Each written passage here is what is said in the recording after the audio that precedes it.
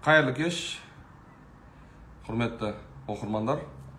Бүгін бізде прямой эфир. Көпшіліктің сұранысы бойынша бізден курс өтіп жетістікке жеткен кісілердің жетістіктерін видеоға түсіріп, сіздермен сториске, публикацияға шығарып бөлісіп отырмыз. Осы уақытта біраз кісілерден сұрақ болды. Сол кісілердің аккаунттарын алсақ бола ма? Енді ол әрине кез келген адам жаңадан іс бастайтын кезде бәрін уайымдайтын бір нәрсе: шын ба, өтірік па бұл? Жасай аламыз ба, жасай алмаймыз ба? Шын болған күннің өзінде қалай жасаймыз біз? Екінші бір жақ ойлайды, біреу жасағанда неге мен жасай алмаймын?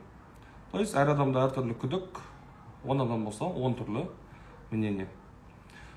Сол біздің алдыңғы марафонымыздың жеңімпазы. Курс барысында 50-дей заявка түскен, соның 20-сын қабылдаған. Одан кейін екінші марафонымызға капитан командаға алдық. Ол кісіні қазір біз прямой эфирге шақырамыз. Бірінші кішкене кісілер қосылсын. Бірақ одан бұрын айтатын шұғыл жағдай бар, шұғыл шаруа бар. Бүгін күндізгі уақытта бір уақыт тауып шығып сіздерге ескерте кетейін деп әрекет жасаған болатынбыз. Саламатсыз ба? Біз мынау жұмыс барысына байланысты біз айтып үлгермедік. Қараңыздар, бізден курс өтіп өздігіне жұмыс жасап жатқан адамдар да бар. Өздігіне жұмыс жасап жатыр дегенім, өзінің таныстарына, өзінің білетін белгілі бір группаларда тұратын болса, соларға ол маркетті үйретіп, өздеріне кішігірім нан тауып жұмыс істеп жүрген адамдар бар. Оларға біз ешқандай шектеу қоймаймыз. Қайта жасасын, тапсын, үйренсін да, ары қарай өзінің мойнына алған жүкті аяғына дейін атқарып жасаса, әрине ол тамаша. Ендігі бір жағдайлар бар. Біздің оқыту орталықтың атын жамылып, Ардақтың суретімен, біздің логотиппен осы бізге обращение тастап жатқан кісілердің жекелеріне шығып, тауып қандай да бір жолмен аккаунттарын сол кісілерге жазып, курс сатып жатыр екен. Достар, курсқа тіркелетін кезде, оплата жасайтын кездеріңізде көз жеткізіп алыңыздар. Міндетті түрде ол Омаркет Қазақстан оқыту орталығына төлеп жатқандарыңыз туралы. Өйткені бізге деген қазір көп деген шағымдар түсті. Осы уақытта біз енді әрине ондай әрекет жасап жатқан кісілерді таптық, өздерінің орындарына қалай жасау керек, не істеу керектігін ескерттік ол кісілерге, және төленген ақшаларды қайтадан өздеріне толық өтеткіздік. Бүгінгі шаруамыз біздің осы болды. Негізгі жоспар бойынша осы апта бойы біз осылай кешкі уақытта сіздермен тікелей эфир жүргізіп отырамыз. Бүгін Алима ханым бүгін бізде прямой эфирде болатын. Ертең тағы да осындай біздің қаншама кейіпкерлеріміз бар. Осы Омаркет Қазақстан оқыту орталығына келіп, көптеген өзінің жаңағы Омаркет арқылы үйренгені, жетістіктері, тапқан табыстары, және де оны ары қарай қалай көбейтіп үлкейтетіндігі туралы бізден сабақ өтті, жұмыс жасады. Сол бойынша сіздермен бөлісіп, сіздермен сөйлесетін боламыз. Кәдімгі қарапайым адамдар, бізде кейіпкерлер әртүрлі әлеуметтік жағдайда өмір сүретін кісілер, қалада тұратын кісілер мен ауылды жерде, станцияда тұратын кісілердің айырмашылығы көп, қиындықтары да көп. Ауылдық жерлерде, район орталықтарында көптеген оптовый магазиндер, оптовый магазиндер аз ол жақта. Бар болған күн өзінде бағасы өте тым қымбат, жоғары. Ал мынау қалада, облыс орталықтарында тұратын кісілерге ол ыңғайлы. Өйткені өзінің қаласында оптовый магазиндері бар, оптовиктері бар, базарлары бар, көтерме сауда дейді ғой, магазиндер. Көптеген нәрсеге мүмкіндік бар, ауылды жерде тұратын кісілерге мүмкіндік жоқ. Бізде қатысатын кісілердің әртүрлі жағдайда өмір сүреді. Біреу ата-анасымен өмір сүреді, біреудің 7-8 баласы бар деген сияқты. Сол кісілердің барлығы мына сіздер сияқты ойланып, қатыссам, қатыспасам қалай болады деп кезінде қатысқан болатын, кезінде қосылған болатын. Содан кейін сол кісілер сеніп, курсты алып, курсты бастап, бітірмей жатып, курсты бірнеше заявка алған болатын. Сол кісіні ортаға шақырамыз. Біздің Тараз қаласы, Жамбыл облысында ауылдық жерде тұратын кісі, Кеген деген ауылда тұру керек. Сол кісіні біз ортамызға шақырамыз. Қазір бізде прямой эфирде ол кісі отыру керек. Бізге запрос тастау керек прямой эфирге. Сол кезде ол кісіні осында қосамыз. Жалпы күнделікті біз осылай біздің кейіпкерлерімізді шығарып отыратын боламыз.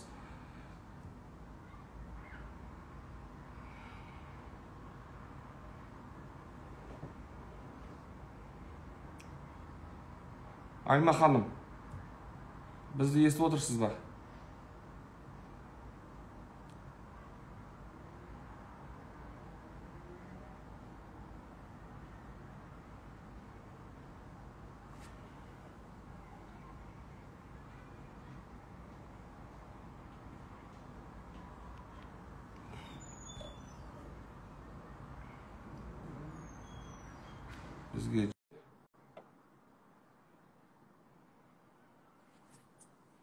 Бізге запрос тастаған болатын, бірақ қосылмай жатыр.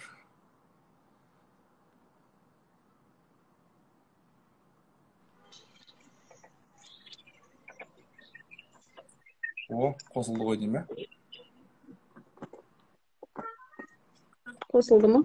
Сіз көрінбей тұрсыз, Алима ханым? Не знаю, почему-то көрінбей. Интернет нашар болып тұр ма или? Я бізде енді ауылды жер болған соң, сондықтан слабый болып тұрады. Жарайды, ол ең главный дауысыңыз естіліп тұр, Алима ханым. Мүмкін қосылатын шығар. Орын ауыстырып көрсеңіз.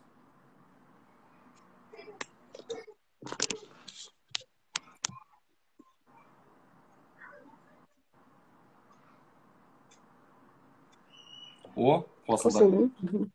Қош келдіңіз, Алима ханым. Сәлеметсіз. Біздің герой. Қашаннан бері сізді айтып, біздің жетістікке жетіп жатқан кісі деп сізді айтып жатқан болатынбыз. Көптеген кісі сіздердің жаңағы аккаунттарыңызды сұрап жатыр. Біз сіздерді сол шығарып жатқан кейстер бір көп кісілер ойлайды, видеоны әшейін қолдан жасап шығарып жатыр. Өтірік ондай жоқ деп. Соның кейіпкері бірінші болып сіз, Алима ханым, сізді шақырып жатырмыз. Осы прямой эфирге. Өзіңізді естіп отырсыз. Мына көріп отырған кісілердің біразы бізден курс өткен, курс өтпеген кісілер бар. Ішінде енді бастап жаңадан көргісі келіп жүрген кісілер бар. Әлі түсінбей жүрген, қаншалықты шын, қаншалықты өтірік деп. Сол бойынша сізбен мен бір журналист есебінде сізге сұрақтар қойып отырамын. Сол сіз жауап беріп отырсаңыз. Дайын.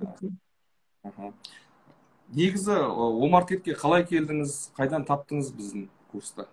Қайдан естідіңіз, не үшін Омаркет таңдадыңыз деген? Осы Омаркет туралы өзім оқығым келіп жүрген.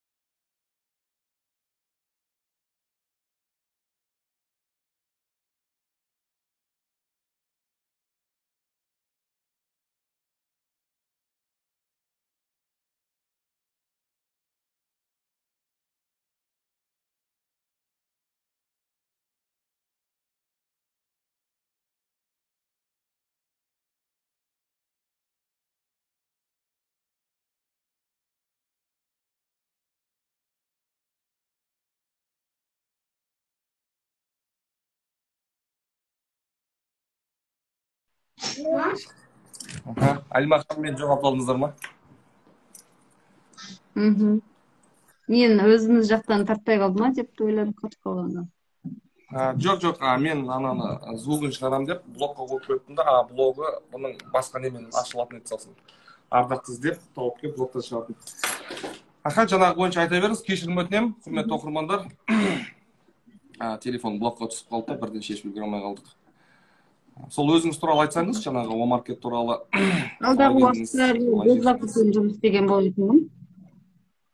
Осы Омаркетке қызығушылығым артып, сіздерді Инстаграм арқылы кездестірдім. Омаркет оқыту орталығын. Мен март айында сіздерде курста оқыдым. Инстаграм арқылы сіздер. Қандай курс өттіңіз? Жеке курс, марафон? Марафонда оқыдым. Сабақ кім жүргізді сіздерге? Айгерім ханым жүргізді, Айгерім куратор. Айгерім ханым жүргізді, марафонда. Қанша заказ? Қосымша кураторлық беріп, Асылзат ханымда біздерде әр бір сабақта болды ол кісілер. Сабақ қанша уақыт өтті бір марафонға? Сабақ бізде 8 сабақ болды, бір ай болды. Бізде марафонда бірнеше оқушылар оқыды, 20 шақты біз оқыдық. Сол 20 шақты оқушылардың ішінен мен жақсы көрсеткіш көрсетіп, лидер болдым. Қанша заявка келді сізге курстың барысында? Курс біткенге дейін қанша заявка келді? 23 заявка келді. 23 заявка келді. 23 заявка 651 мыңға келді. Жоқ, общий негізі 55 тима келді. Соның мен 23-ін қабылдадым. 23-ін қабылдадыңыз. Бір курс барысында, е? Той сіз курстың ақшасын, курсты бастап бітпей жатып, уже шығарып алдыңыз, е? Меселі қайырып алдым, е. Курс басталғаннан қабылдадым сразу заявкаларды. Қалай, каждый сабақ сайын үлгеріп отырдым. Сабақ біткенше мен осындай нәтижеге жеттім. Аллаға шүкір. Біздің курс жалпы бұдан бөлек басқа да бір курстар өтіп көріп едіңіз? Басқа да бір направление бойынша, басқа тақырыптар бойынша? Жоқ, Госзакупканы оқығам алдыңғы уақыттарда. Госзакупканы оқыдым, одан кейінгі осы Омаркетті оқыдым. Жалпы біздің оқыту орталық туралы қандай пікірдесіз? Кураторлар, біздің жалпы жұмыс, біздің методика? Өте керемет. Сопровождение бәрі керемет. Жақсы түсіндірді, жақсы оқытты. Каждый сұрақтарымызға күндіз түн деген жоқ. Кураторлар обязательно жауап жазып отырды. Біздерде енді басында қиындықтар көп болды ғой. Білгенімізден білмегеніміз көп. Любой уақытта жаңа сұрақ болып қалады. Сол кездерде ол кісілер бізге жауап жазып, сопровождение жасап отырды. Қазіргі уақытта да көмектесіп отыр. Көп қой әлі де сұрақтар. Күн санап, мысалы, қазір неше түрлі заңдар өзгеріп отыр. Бәрін бізге жеткізіп айтып отырады, көмектесіп. Қанша дегенмен алғысым шексіз Омаркет Қазақстан оқыту орталығына. Өте керемет. Мен бұндай оқыту орталығына келген емеспін. Мысалға 20-30-дай заявка, мысалға 20 шақты заявканы сіз курс барысында жауып тастадыңыз, мысалға да қабылдап. Ал енді одан берде қаншама заявкалар келіп жатыр сізге. Қанша рет жұмыс жасасаңыз да, бәрібір сұрақтар келіп отырады, алдағы уақытта. Заң өзгереді, функциясы өзгереді, қандай да бір көмек. Сіз одан кейін біздің күнделікті мысалы айта беріңіз. Күнделікті сұрақтар мысалы болып тұрады ғой, әрбір неге байланысты, товарға байланысты, заказчикке байланысты. Жұмыс барысы болғаннан кейін болады неше түрлі сұрақтар келді. Сондай уақыттарда біз қазірде сұрап отырамыз. Прям арнайы өзіміздің чатымызда. Күнделікті жаңағы нелер, сұрақтар туындап отырса, міндетті түрде жауап алып отырамыз. Алима ханым, сіз қайда тұрасыз нақты? Тұратын жеріңіз? Жамбыл облысы Тұрар Рысқұлов ауданында тұрам. Тұрар Рысқұлов ауданында ауылды жерде тұрасыз. Таразға дейін қанша шақырым болғасы? Тараз қаласына дейін? 1 сағаттық жол, 1,5 сағаттық жол болып қалады. Жоба 150-170 километрде, е? Расстояние сондай ғой, 1,5 сағат жол болатын болса, 150-170 километрде.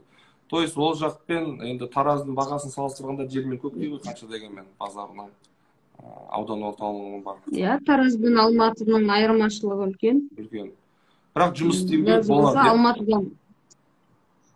Енді, конечно, ауылда тұрып та отыра берсең, отыра бересің. Барып келем, мысалы мен бір аптаның заявкасын суббота воскресеньеге қалдырам. Сол күндері барып келем дағы. Дальше понедельникте жұмысым басталады. Тамаша, керемет. Енді Алима ханым, сізді біз екінші марафон болған, сол жерге сізді біз капитан қылып қойдық. Ол жерде де қаншама кісілер оқып жатыр. Ол жерде екінші марафонда бізде лидер етіп жақсы жұмыс істеп жатқан Нұргүл ханым бар. Иә. Нұргүл ханым, ол кісі Қызылорда облысы, тоже бір ауданның жанындағы ауылды станциядан, ол кісі, по-моему. Мен сол осы марафонға бір сабақ жүргізген уақытында сол кісілермен барлығымен таныстым. Сол кезде Нұргүл ханым сол станциядамын деді. Былай қарасаңыз, тып-тыныш, аса қатты бір көп те сөйлемейді, бір сондай бір пысық та емес.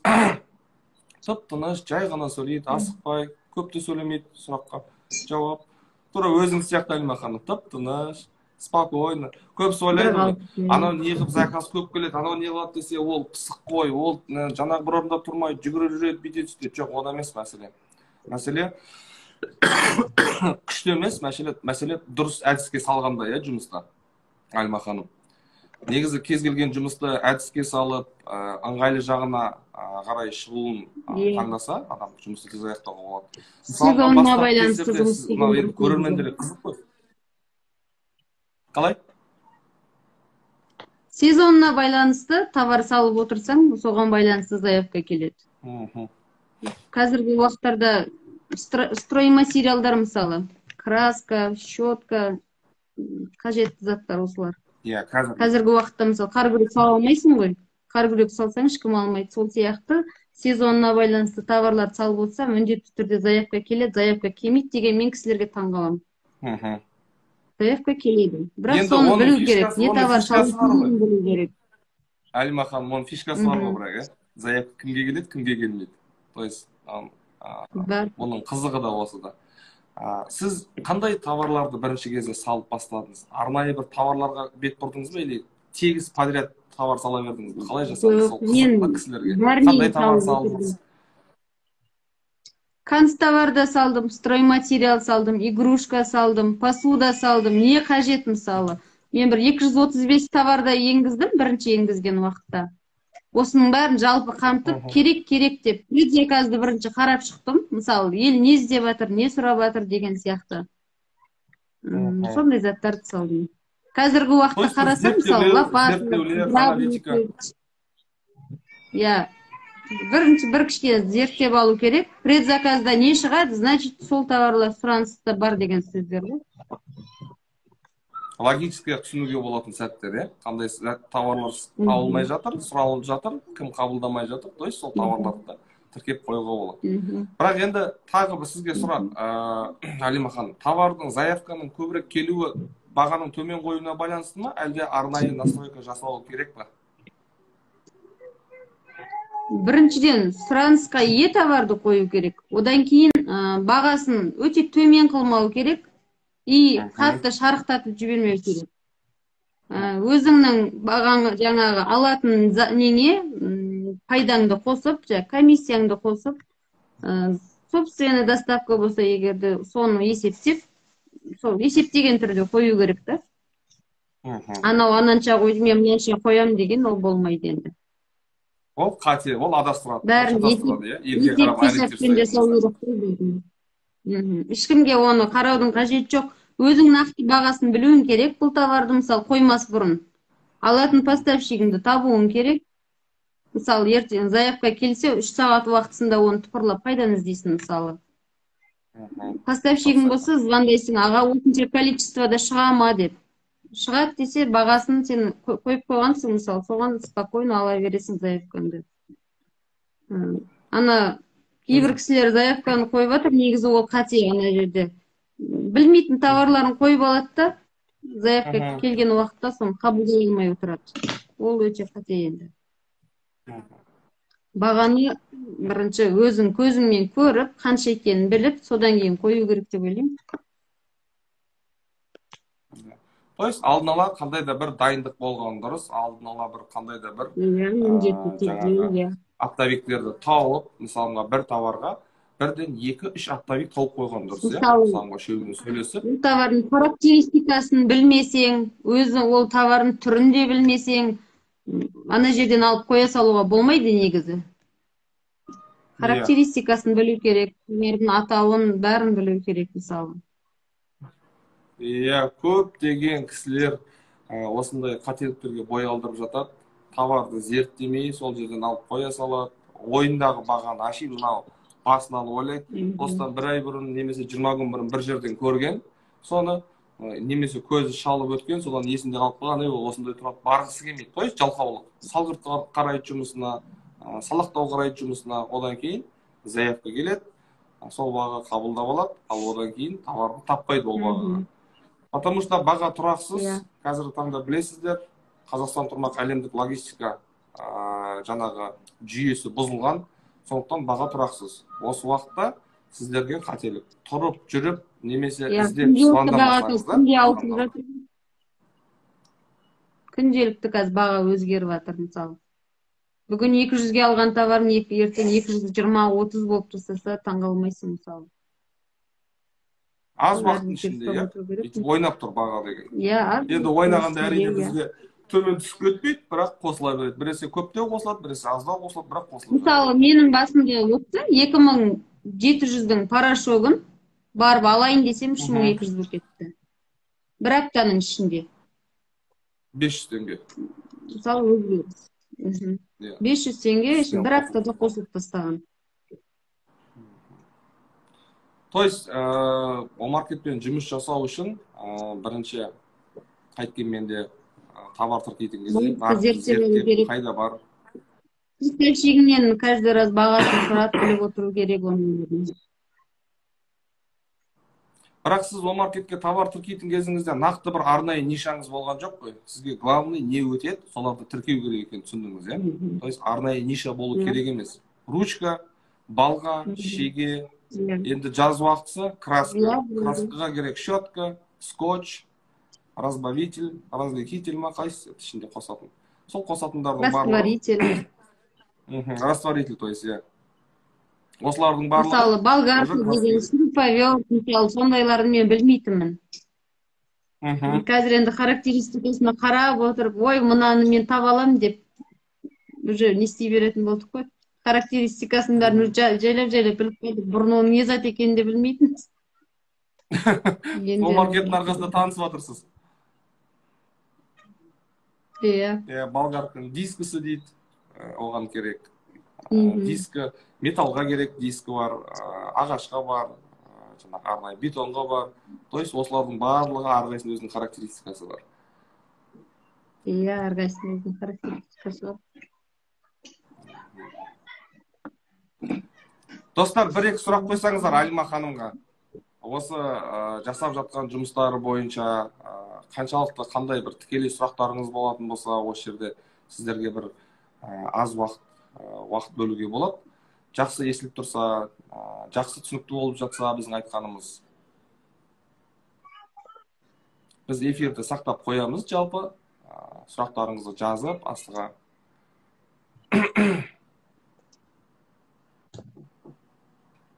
Жалпы бұған дейін Алима ханым немен айналыстыңыз? О-маркетке дейін бірдеңмен айналыстыңыз ба? Мен салонның мастері болдым. Өзім үйден салон ашып, прическа, маникюр. Ауылдық жерде определенный клиенттеріңіз бар, постоянно, бірақ өспейсіз. Өзімнің ауылым келеді. Алмагүл ханым сұрақ қойып жатыр екен, күніне қанша заказ келеді дейді. Қазіргі уақытты білгісі келіп тұр ғой. Күніне келеді, негізі 4-5 заявка келеді, өзің мысалы қабылдағаныңа байланысты, заказчикпен келіскеніңе байланысты қабылдаймын. Күнінде түгі жоқ, кемінде бір заявка қабылдаймын мысалы. Жоқ дегенде. Курстың ақшасын қанша уақытқа уже сіз шығарып алдыңыз, қанша есебі? Еще бір жыл бойы әлі сіздің сопровождение бар сізге, консультация бар. жаңадан енгізілген функцияларға, обновлениелерге доступ бар. Сізге мысалға прямой осындай жетістікке жетіп отырсыз, сізде прямой хабарласып, нақты түсінбеген жеріңіз болса, сізде енді қатты түсінбей қалатындай бір функция болмайды, дегенмен де ошибка деген сияқты бар, системада ошибка болып қалса, сондай жағдайларда мысалы прямой хабарласып кураторларға осындай мәселе болып тұр менде. Омаркетпен сауданы кәсіп ретінде айналысуға болады ма дейді. Самат деген жігіт қойып отыр екен сұрақта. Омаркетпен әрине болады. Кәсіптің басы омаркетпен. Үлкен кәсіптің басы. Мен мысалы қазір салонымды мысалы тастадым, мен қазір тек азаннан кешке дейін осы омаркетте бар жұмысымды атқарып отырамын. Чем 60 мың айлықпен бір ай жүріп, үйтіп тапқан мен тек білмеймін, енді айта алмаймын. Мына омаркетпен жұмыс істеген, одан да еселеп табасың.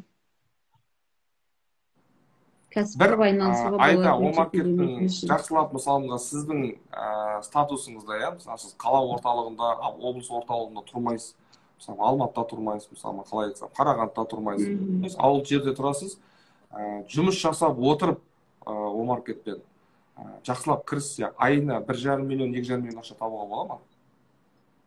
Болады, әрине болады. Болады, табуға. Алматыда тұрсаң, қалалы жерде тұрсаң, өте керемет негізі. То есть, достар, қараңыздар. Мен айта өтейін, Наска Ерзат деген ханым Тараздың қарындасымыз, Таразда тұрады, ол кісі ауылы бізді поддерживать етіп алдыңғы жылдар біз постоянно вебинарға шығатын болатынбыз. Сол кезде шығып отыратын, жаңада жатып жатыр, шығып жатыр Арман мырза молодец деп, мен постоянно поддержка беріп отырады, сол кісі маған постоянно қолдап.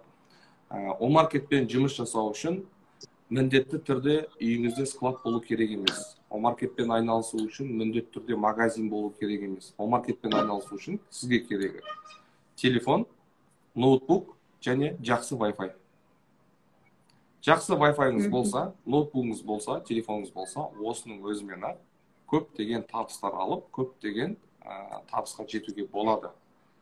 Біздегі Орал қаласында айтып отырмын, ол кісі енді келе алмаймын деп отыр, жұмысына байланысты прямой эфирге шыға алмаймын деп отыр. Өзі Орал қаласында, заказы Алматы қаласында, то есть заказчик Петропавлда, товары Алматыда, өзі Оралда. Үйден шықпай бизнес деген осы. Омаркетпен жұмыс жасап, определенный ақшаларыңызды жинағаннан кейін, мысалы әркімнің өзі бір бизнес ашқысы келетін шығар. Традиционный бизнес дейміз, күнделікті, жоқ дегенде 20-50 мың теңгедей ақша түсіп тұратындай, мысалы не ашуға болады? Көп қой направление. Осы омаркеттен ақшаны жинап, соған салсаңыз, омаркет сіздің подушкаңыз болып тұрады. Бұдан постоянно омаркеттен копать түсіп тұрады сізге. Ана бизнесіңіз жүрмей қалатын жағдайда сізде омаркет бар.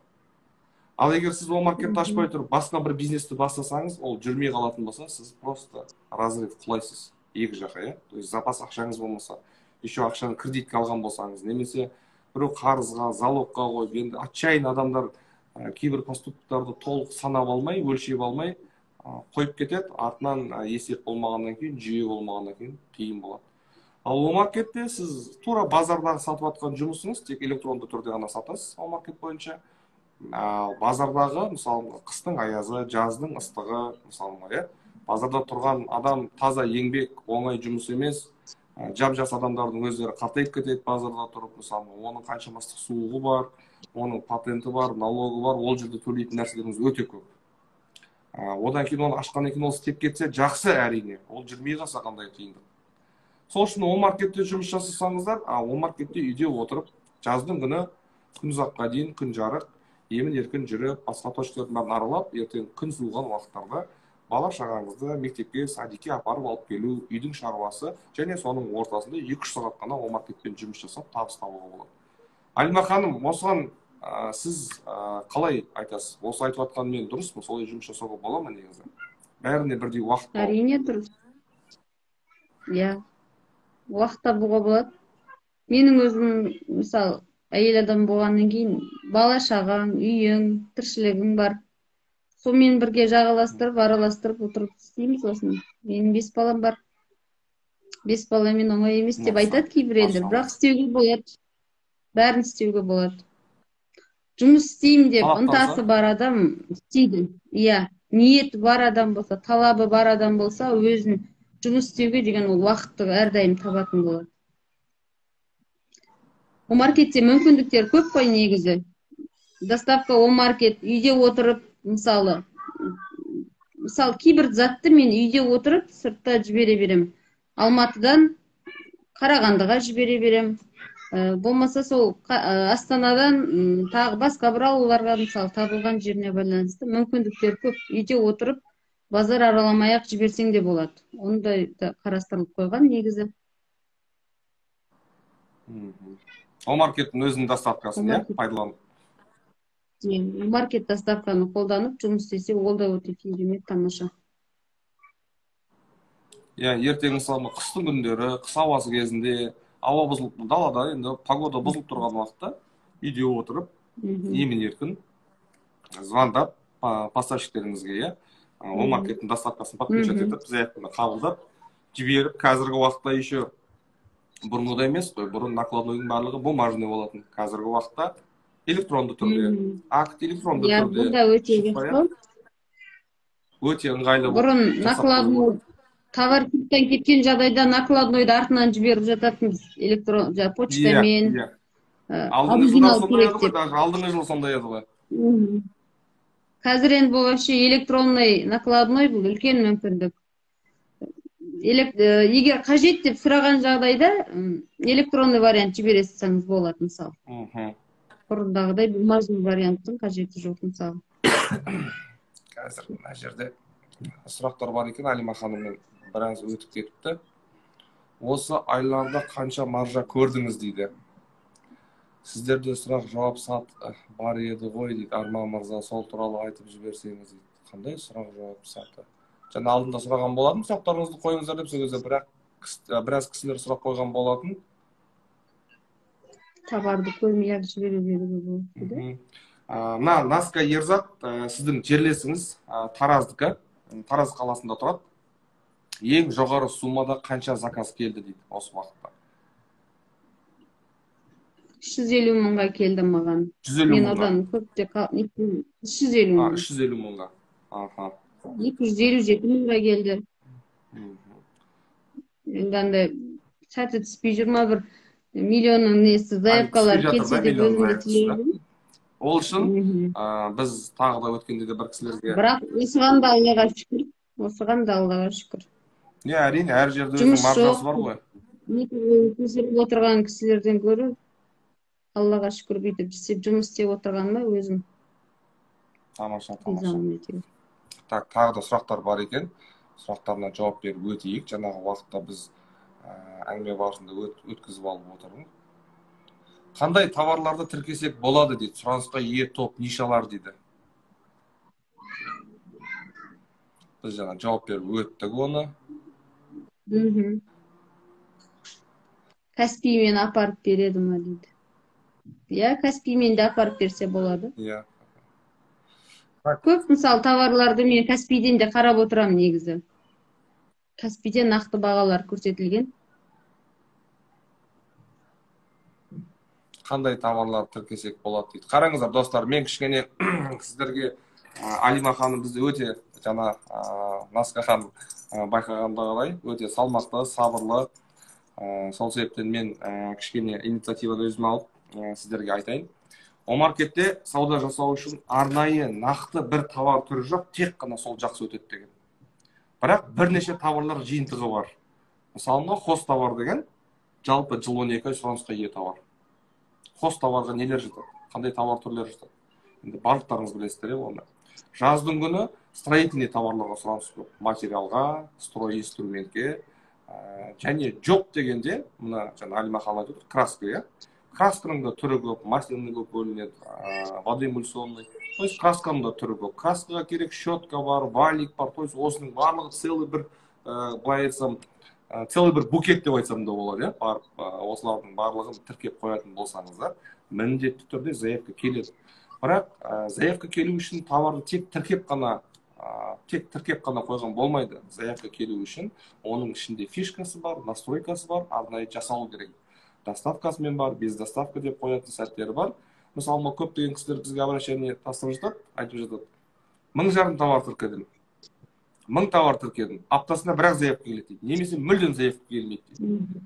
Неге? Омаркетпен жұмыс жасағанда көп кісілер ойлайды, әшейін кнопкасын басам, инструкциямен бастан аяқ жүріп өтсем болды, қалған бәрі оп-оңай деп. Жоқ, кез келген жұмыстың өзінің қыр-сыры болады, фишкасы болады, жеңіл жері бар, ауыр жері бар, өзінің әдісіне салатын жері бар. Оның барлығы заң аясында, заңның ішінде арнайы жаңағы қажеттілікті талап ететін жұмыстар бар ішінде жасалынады. Сол настройканы жұмыс жасайтын болсаңыздар, міне біздің өзіміздің аккаунтта 100 товар тұр қазіргі уақытта. жаңадан еп ашып товар тіркедік, бар жоғы 300 ғана товар тіркедік, көп те уақыт болған жоқ, бізге уже 1.200.000-дің, қай күні ғана біз видеосын шығардық, 1.200.000-ге заявка келді, біз қабылдап алдық. То есть определенный действиялар бар, жасалынатын. Соларды тура куратордың айтуы бойынша, сол инструкция есебі бойынша жасасаңыздар, заявка сіздерге келеді. Мен көбінесе айтамын да кісілерге, мектепте диктант көшіріп көрдіңіздер ма деп. Көшірмеген адам жоқ шығар, бәрі отличник болуы мүмкін емес қой. Сол тура диктант көшіріп жасасаңыздар болды деймін да. Сосын басқа уже ары қарай сізге заявка келеді спокойно, қиналмай-ақ. Ешқандайға салмақ салмай-ақ, және бағасын жаңағы қатты төмен қоюдың қажеті жоқ. Одан кейін Алима ханым сияқты өздеріңіз жұмыс жасай, 1-2 заявканы жапқаннан кейін сізде келесі заявкалерде уже қандай да бір басыңызда картина, то есть алдын ала өткенде былай болып еді, мынау былай болып еді. Бастап кезде қорқынышты болады. Бәр нәрсе бастап кезде қорқынышты болады. 1-2 мәрте жасағаннан кейін уже сізге ағарай өзіңіздің бір бизнес моделіңіз. То есть Алима ханым өз түсініп отқаны, предзаказда сұранысқа тұрған тауарлар, значит, көп кісілерде жоқ, немесе баға дұрыс қойылмаған, немесе настройкасы дұрыс емес. Көптеген, мысалға, бір күнде Омаркет порталына 60-70 мыңдай заявка түседі, соның 20-25 мыңдай ғана орындалады, қалғаны орындалмайды. Неге? Өйткені міне өздеріңізден настройка дұрыс емес, ішіндегі жаңағы жасау керек фишкаларын дұрыс жасай алмай жатырсыздар, білмей жатырсыздар қалай істеу керек екен, былай шұқылайсыз, бірақ заявка келмейді. Ал біреуде 250 товар, біреуде 150 товар, біреуде 300 товар, біреуде 500 товар, айына 800 мың-1,5 миллион тауып жатыр. Одан товарын көбейтіп, қымбат заттар қойған сайын, сізге қымбат заявкалар келе бастайды. То есть, арзан товарлар, арзан болғанда бағасы төмен, то есть, қалай айтсам, мысалы, 1000 теңгелік зат, 15 теңгелік, 20 мың теңгелік зат деген сияқты, сол 20 мыңға дейінгі заттарда сіздерге төмен заявкалар келіп отырады. Егер мысалы 150 мыңның, 300 мыңның заттары бар, бір штугының өзі, ол не болуы мүмкін? Ол бір насос болуы мүмкін, бір зданияға арнайы керек. Немесе тағы сондай да бір қымбат тауар түрлері болуы мүмкін. Соларды қойған уақытта сізге заявкалар еселей түседі. То есть сондай заявкадан мысалға 300 мыңнан сізге бір 10 штуга керек, то есть уже 3 миллион теңгеге сізге заявка келді. Заказчикке керек 3 миллион теңге. То есть оның маржасы 15% бен 40%-ның ортасында. Енді 15% қанша болады 3 миллионның, 20% қанша болады, өздеріңіз есептесеңіздер, уже маржасы шығады. Соны үйде отырып жасап, сол поставщиктерін алып, жаңағы Омаркеттің доставка жасайтын логистикалық компаниясына адресін айтсаңыз өздері бар алып кетеді, апарып заказчигіңізге жеткізіп береді, оны көтеріп тасудың қажеті жоқ сізге, арнайы үйде отырып, актты толтырып, төлемді қабылдап түсіріп алуға болады. Дұрыс қой достар, бүгін бізде кеште отырған Алима ханым бізде марафон курсты өтіп, сол марафон курс бітем дегенше 55-дей заявка келген, оның 20-сынан астамын заявкасын жапқан. Осы жылдың наурыз айында бізге марафон курсқа тіркелген болатын, жеке курс өткен жоқ бұл кісі, тек қана марафон курстың өзінде біздің курстың дәрежесін өздеріңіз естіп отырсыздар. Алима ханым айтып беріп отыр, қаншалықты деңгейде болып жатқанын. Тағы да достар, қандай да бір сұрақтарыңыз болмаса, Алима ханым, алып қосарыңыз бар ма? Кісілер сұрақ қоямын дегенше бір алып қосарыңыз болса, біздің кісілерге біз эфирімізді аяқтасақ болады. Кішкене уже уақытта шамасы келіп жатыр екен. Иә, қосылып отыр ғой, мысалы қазір инстаграмда қосылып отырған кісілердің бәрі, бұл кісілер деген енді Омаркетті жұмыс істеп жүрген кісілер бар, жаңадан бастап жүрген кісілер бар, мысалы не айтады екен бізді білетін, көрейік деп қосылып отыр ғой енді бұл кісілер. Осы кісілерге айтарым, Омаркет оқыту орталығына курсқа оқуға келсеңіздер, мысалы, көп білім аласыздар. Білімдеріңіз арта түседі. Мен білем деп ойлайтын, оказывается, білгенімнен білмегенім көп екен. Мен курс барысында өте жоғары білім алдым, жоғары деңгейде. Басқа кісілерге де айтарым, маркет оқыту орталығына курсқа келіңіздер. Оқыңыздар, білімдеріңізді арттырыңыздар. Білімдеріңіз артса, ол табыстарыңыз да артады деген сөз. Тамаша. Әрдайым жұмыс істеу керек, тек қана алға, только вперед дейді ғой. И не оглядывайся деп Басқа не айтамын. И не оглядывайся деп. Жақсы достар, сіздерге уәде бергендей, Алима ханым бүгін бізге алтындай уақытын бөліп, ешқандай да бізде ойын немесе бір жаңағы видеомонтаж деген сияқты дүниенің жоқтығы екендігі алдарыңызда көріп отырсыздар, живой. Алима ханымға да рахмет, уақыт бөліп арнайы сіздерге өзінің жұмысымен қысқаша бөлісуде көрсетіп айтып. Енді бізде интернет ерекшелігі бар, әр жердің өзіне жергілікті жеріне байланысты. Әрине Алима ханым ауылды жерде тұратын болғандықтан, ауыл жерде интернет бірде түйе, бірде бие болып тұрады. Сол условияның ортасында сіз жұмыс жасап жатырсыз, былай қарасаңыз. Қазір тұр Инстаграмның біздің прямой вебинарда кішкене болса да, прямой эфирде кішкене болса да жақсы ұстап тұрған сияқты. Мынау баяғы 20-шы жылдар, 20-шы ғасырдағы кезде майшаммен оққан, мысалы, білімді көптеген кісілер оқысаңыз тарихта, мысалы 8 жасынан, 10 жасынан бастап қолына қалам алып, сарайдың қораның ішіне кіріп кетіп, шаммен, майшаммен кітап оқыған. Сіздерде қазір ауыл жерде интернеттің құны сондай сияқты болып тұр ғой, бірде жақсы ұстап тұрады, интернет барлығы жұмыс жасап, кейде зависать етіп жұмыс еткізбей қояды. Әрине ол көп адам шаршатады ауыл жерде. Бірақ енді сондай ортаның өзінде отырып жұмыс жасап жатқаныңызға, сізге осындай жетістікке жетіп білім алғаныңызға әрине біз қуанамыз. Әрқашан табыс, береке тілейміз сіздің отбасыңызға, Алима ханым. Осындай бизнес, ол сіздің үлкен арманыңыздағы бизнестің кішкентай ғана баспалдағы болсын деп тілеймін сізге. Барлық осында тыңдап отқан кісілер, сіздерге де осындай алғыс тілеймін, айтамын сіздерге. Өздеріңіздің алға деген қойған мақсаттарыңызға жету үшін қарапайым ғана ауылдың кісісі, қарапайым ғана адам жетіп жасай алып жатқан кезде кез келген адам жасай алады. Бізде тағы да Перизат деген ханым болған, ол әлі де бізде жабық бар, ол кісі де құндақтаулы бөпесімен ылғи айтамын, өйткені мақтанамын сондай кісілерді, құндақтаулы бөпесімен, ата енесімен тұрып, маркетпен жұмыс жасап, өзі үйінде. Күйеуі де байқамай қалған, үйіндегілер де байқамай, айына 700-800 мың теңге. То есть өзі тауып, өзі жасап, соған уақыт тауып, оның айналысып жүргенін ешкім байқамай да қалып отыр. То есть жасайын деген адамға мүмкіндік бар. Біздің ортада болсаңыздар, бізден поддержка 100%, ал сізден тек қана алған бетіңізден қайтпай, терісін алып кетіп қалмау. Бар болған осы жетістігі осы болып табылады сіздерге. Жақсы, Алима ханым. Біз мынау кісілерге еңбектеріңізге сәттілік. Рахмет. Жақсы, сау болыңыз. Ал достар, өздеріңіз көріп отырсыздар, мына жерде жаңадан кірген кісілер бар. Бізде шұғыл информация бар, сіздерге шұғыл информация. Осы вебинардың басында бір ескертіп айтқан болатын, жаңадан келген кісілер бар. Мен сіздерге қайтадан айта өтейін, естімегендеріңіз болар. Біздің оқыту орталықтың атынан курс сатып, жаңағы ескі видеоларды сатып, біздің ардақтың суретімен, немесе біздің оқыту орталықтың логотипімен солай курсқа ақша жинап атқан қандай да бір топ бар екен. Біз соны бүгін кәдімгідей құрықтап, ұстап, жолын кестік десек те болады, бірақ қанша дегенмен біз білмейтін жақтарымыз бар. Сол үшін достар, курсқа тіркелетін уақытта мына жерге номерлеріңізді қалдырып жатасыздар, публикацияның астына номерлеріңізді қалдырып жатасыздар. Сіздерге ол маркет Қазақстан оқыту орталығынан хабарласу түрінде звондайтын жағдай болатын болса, сіздер бірден немесе жаңағы оплата жасап, төлем жасап курсқа тіркелейін деп жатқан жағдай болатын болса, міндетті түрде счет на оплату деп сұрауы керексіздер. Және де ол Омаркет Қазақстанның атынан сіздерге келу керек. Омаркет Қазақстан деп келмесе, онда ол біздің оқыту орталықтың атынан емес. Достар, түсінікті ғой барлығы, иә?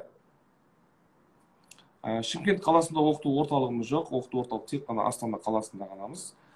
Жақын арада осы Алматы қаласынан ашамыз. Біз үлгермей жатырмыз. Біз отдел продажымыздың барлығын тарқатып жібергенбіз.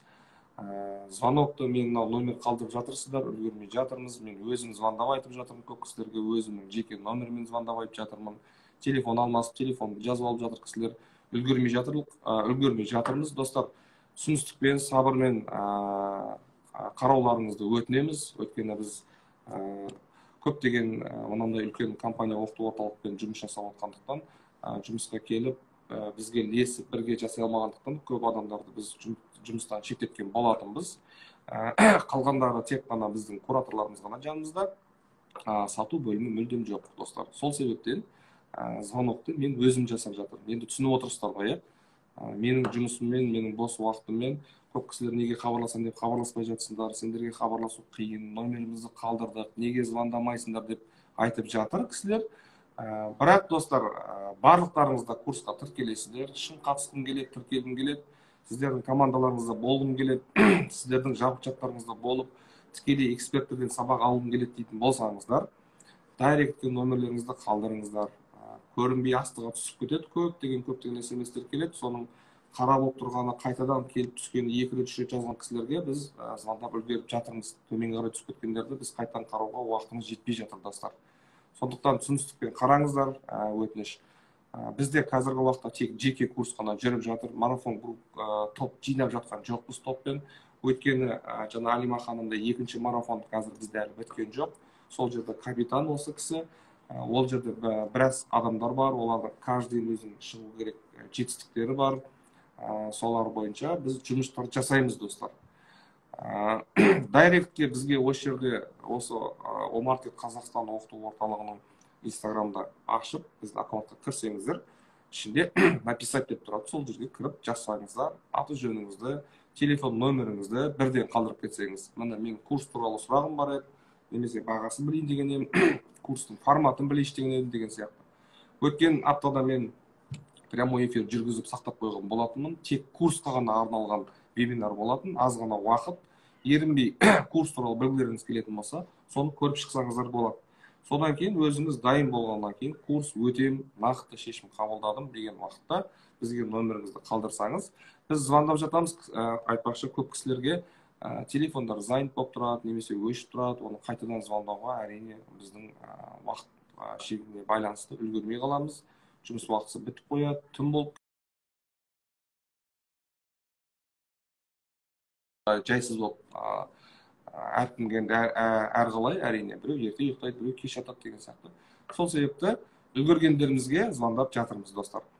Курсқа тіркелетін кездеріңізде, егер сіздерге хабарласып, звондап, курсты сіздерге предлагать етіп жатқан болса, достар, енді ондай болатын болса, сіздер бірінші көз жеткізіп алыңыздар. 2 күн болды ғой, дайректке жаздым ғой дейді. Әрине, Луиза ханым 2 күн болса, енді бізде адамбыз, бізде шаршаймыз. Кеше жексенбі күн, демалыс күн. Кураторларымыз да, басқалар да демалады. Аптасына 1 күн демалыс өзімізге қойып отырмыз. Әрине, сенбі күнде негізі демалыс күн, бірақ біз жұмыс жасаймыз. Сенбі күнінде біраз кісілерге звондаған болатынбыз. Біраз кісілер тіркеліп үлгерді. Енді алдағы уақытта, ертеңнен бастап мен сіздерге өзім звондайтын боламын. Номерлеріңізді жаңағы неге қалдырып, аккаунтқа кіріп, написать деген жеріне жазсаңыздар, сообщение деген жеріне жазсаңыздар, бізден номерлеріңіз қалады. Немесе сол жерде таблик арқылы Ардаққа тікелей жазсаңыздар болады. Ардақ сіздерге жауап бере алмағанмен, сіздердің даныларыңызды Ардақ маған беріп отыр. Ардақтың өткені тоже қолы бос емес, сабақтар бар, басқа деген сияқты. То есть, достар, барлықтарыңызға осындай ұсыныс, егер курс өткілеріңіз келетін болса, осы сообщение арқылы жазып, даныларыңызды қалдырыңыздар. Барлықтарыңызға сәттілік, барлықтарыңызға табыс, барлықтарыңызға жетістік. Үйреніп, қандай да бір білім ізденсеңіз, қандай да бір өздеріңізді, дәрежелеріңізді жоғарылататын, мынау ой өрісті дамытатын бір ізденісте болсаңыздар, соны тоқтатпаңыздар, пока оны таппайынша. Тауып, оны зерттегеннен кейін енді екінші бір жағы бар, То есть қырдың арғы бетін көру үшін қырдың үстіне шығу керек. Қырдың үстіне шыққаннан кейін қалғанның бәрі алақандағыдай көрінеді. То есть сіз план жоспар қоя аласыз. Қырдың арғы шықпай жатып, сіз қырдың арғы бетінде не бар екенін білмейсіздер, достар. Сол үшін аз ғана ма үлгермедім деп жазып қойыпты. Маржан Атекова ма, сондай қате оқысам кешірім өтінем. Эфирді сақтап қоямыз, достар. Ешқандай уайымдамаңыздар, кешкірсеңіздер эфирді көріп шығуға болады. Эфир көп уақыт алмайды, бар жоғы бір сағат қана уақыт. Достар, алға қарай ұмтылу үшін адамға тек қана жігер керек, жігерді оятатын адамға мақсат керек. Мақсатты қою үшін адамға қажеттіліктен тұрады. Сол үшін өздеріңіздің қажеттіліктеріңізді міндеттілік есебінде емес, өзіңіздің өміріңізді өзіңіз қолға алу мақсат екенін, және өзіңіздің жүріп тұруыңызды өзіңіз асырау мақсат екенін ұмытпаңыз. Бұл ең кішкентай ғана мақсат. Ал жалпы мақсат адамзатқа берілетін.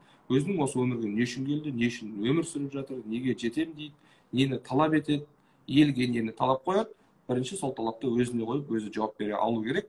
Өзі сол елге қойған сұрақ пен талапты өзіне қойып, өзі жауап бере алатын болса, демек ой өрісімен де, психологиясымен де оның проблема жоқ. Тек қана таңдауын жасап, мақсат қойып, алға қарай ұмтылса болады. Кез келген адам алдына қойған мақсатын орындай алады. Оны қатты қаласын, жай қаласын, оны орындайды. Өйткені мақсат қойылды. Ал мақсатты дұрыс қоймаған адам ол мақсатқа жетпейді. Сол үшін, достар, күнделікті кішкентай сіздердің шақтарыңыз ертеңгі күннің результаты. Сол үшін, достар, тоқтатпаймыз, бір орында тұрып қалмаймыз. Мына бай мен кедейдің көптеген айырмашылықтары бар. Көбінесе кедей адам қорқақ келеді. Дұрыс түсініңіздер, достар. Қорқақ келеді деген оны бір басқаша түсінбеңіздер, қорқақ дегенді. Бай адам тәуекелшіл келеді. Бай адам мысалға жасап көруден, бастап көруден, үйреніп көруден, немесе қандай да бір соны игеріп көруден тайынбайды, қорқпайды. Ал бай адам ол бастамай жатып, кедей адам бастамай жатып бәрін біледі, немесе қой құрсын, ертең басына бәле болады, жолама, ананы бүйтпе, мынаны сөйтпе, немесе бәрінен ақылды болады. Сол үшін, достар, жаңағы алға қоятын мақсаттарыңызды, осы бай мен кедейдің жасайтын жұмыстарын қараңыздар. Жағдайыңызды жақсартқыңыз келетін болса, алға қарай тәуекел ету керек. Жағдайыңызды алға қарай жақсарту мақсатында, немесе өзіңіздің бір былай қалай айтам, дене бітімі, фигураны сақтағыңыз келетін болса, арнайы, ол үшін бизнес жасаудың қажеті жоқ, ол үшін арнайы фитнес бар, арнайы өтетін курс бар, питаниясы бар, сол направление.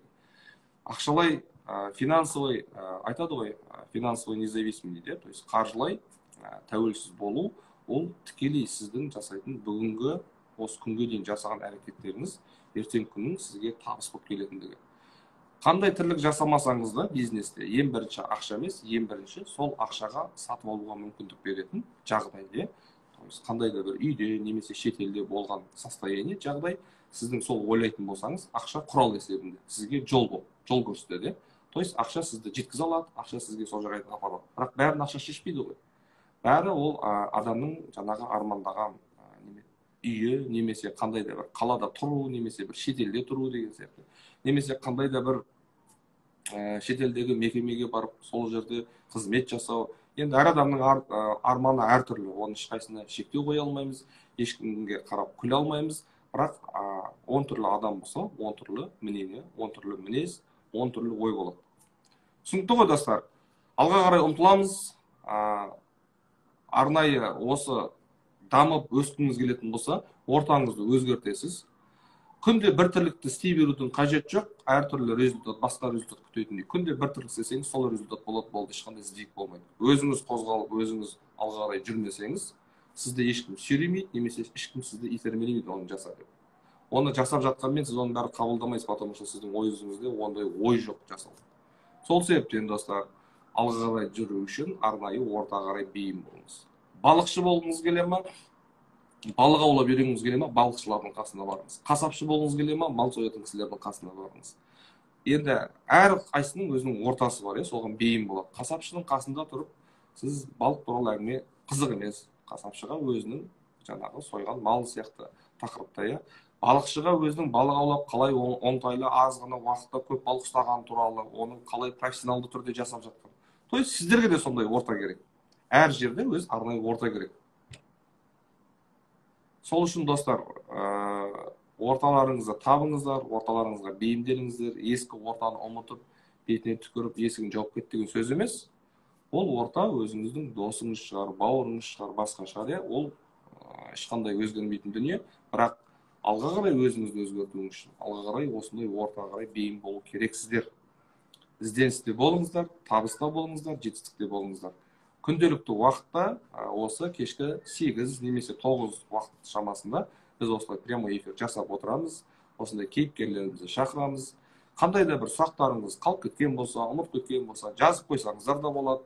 Қандай да может бір инсайттар, фишкалар айтылуы мүмкін. Ертеңгі уақытта мен немесе оқыту орталықтың директоры Ардақ Омарұлы, мен туғаным, сол кісі жүргізуі мүмкін. Ертеңгі жұмысымызға қарай жоспарлап қоятын боламыз. Жақсы достар, аман болыңыздар, сау болыңыздар. Хабарласып, хат жазып, сұрақтарыңыз болса қойып отырыңыздар.